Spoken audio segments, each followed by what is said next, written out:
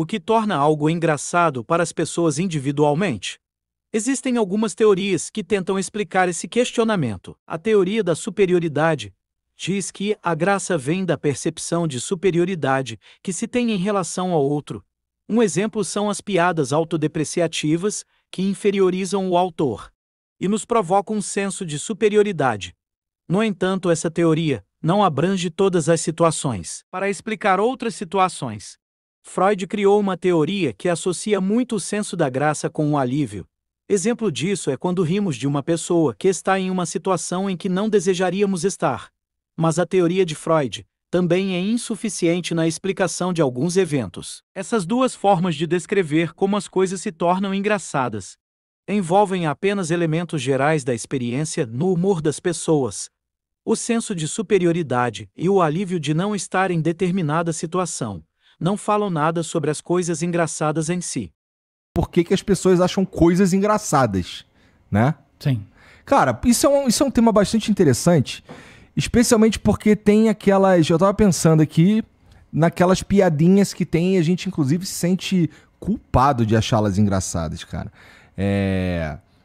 O humor, ele é um pra cada pessoa. É correto afirmar uma parada assim?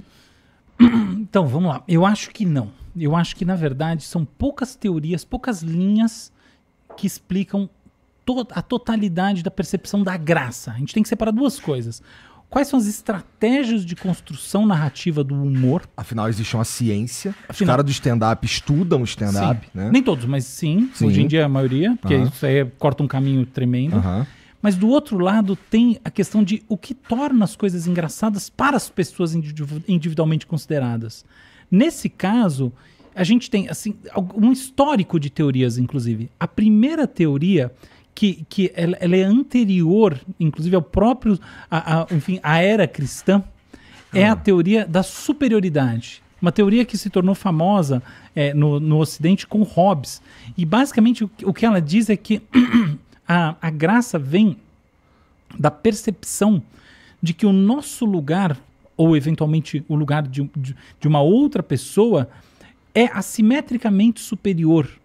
E isso daí faz a gente se sentir bem. Então, por exemplo... mas eu preciso de um exemplo. Por exemplo, pensa num humorista, tipo de piada assim, super comum, a piada autodepreciativa. Tá. Por que a piada autodepreciativa é engraçada? Por que você ri? Segundo essa teoria, você ri pelo senso de superioridade que ela provoca em você. Pensa em piada de português. Veja, as pessoas assumem que as piadas de portugueses são piadas da colônia. Não faz sentido. Na colônia, nós éramos o assunto da graça. São piadas originadas a partir da metade do século XIX, com a imigração portuguesa.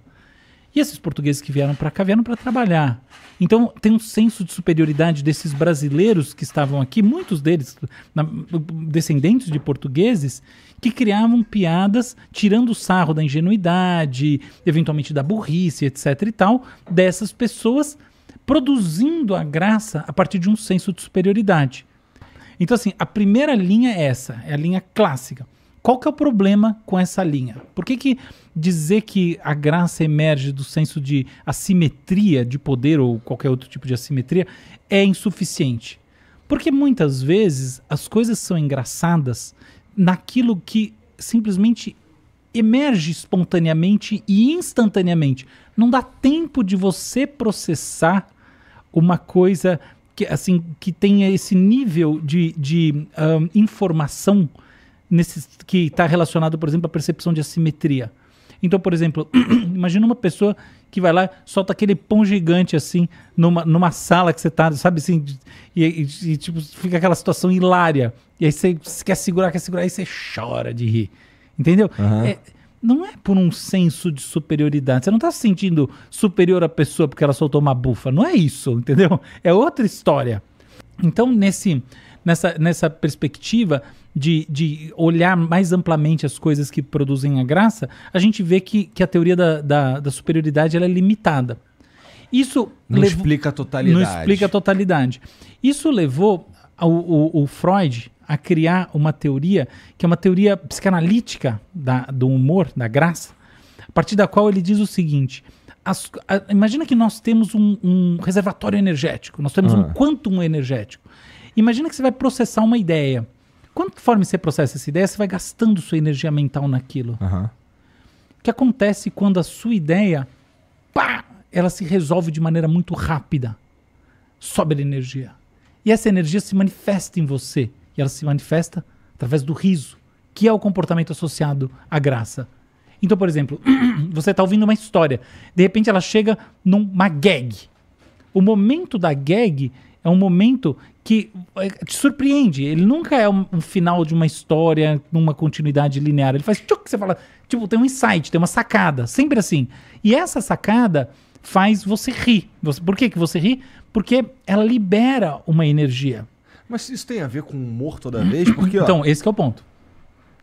porque assim, eu penso que acontece comigo, quando um troço é fácil de ser resolvido e tal, e sai um sorriso, uma risada, alguma reação nesse sentido, mas é uma sensação de alívio, na verdade. Exatamente. A ideia, a teoria freudiana associa muito fortemente a graça, o senso da graça com o alívio. Faz sentido. Então, e isso é verdade em alguns casos. Quer um exemplo? Toda vez que... Você pode ver, uma estratégia clássica em stand-up é um humorista brincar com a plateia. Invariavelmente, a pessoa que é zoada no bom sentido, é lógico que ela está participando, ela é convidada a participar, ri. Por que ela ri? Porque uma energia transborda, é quase como se ela risse de nervoso.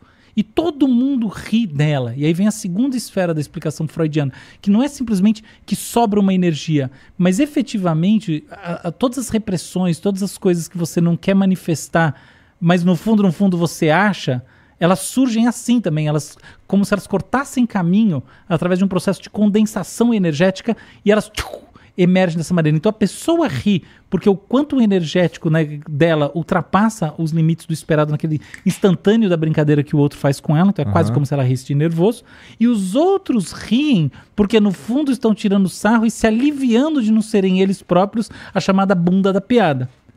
Essa é a visão psicanalítica. Ela explica esse tipo de situação, assim como outros. Por exemplo, ela explica porque...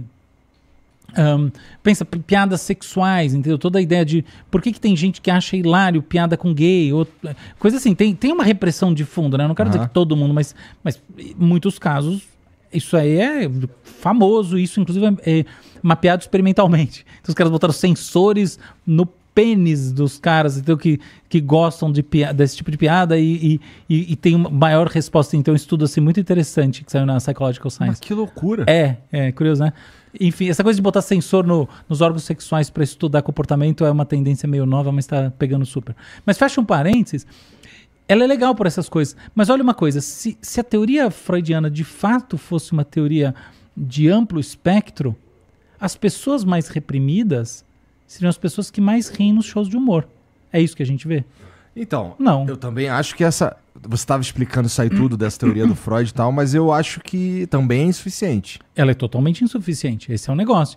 Ela tem esse problema, por exemplo, ela leva previsões que não se realizam.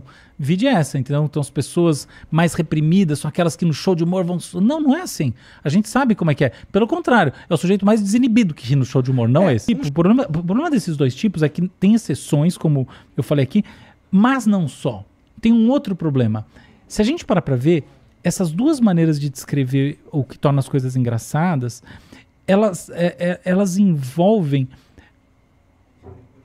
elementos gerais da experiência do humor nas pessoas. Um elemento geral, ou seja, que vale independentemente do conteúdo, é a assimetria. Um elemento geral é a experiência de que sobrou uma energia em você. Porque assim, você esperava que a história fosse longe, de repente ela acabou. Isso não fala nada sobre as coisas engraçadas em si. E é por isso que sobretudo por isso, que essas duas teorias se tornaram menos importantes do que uma terceira.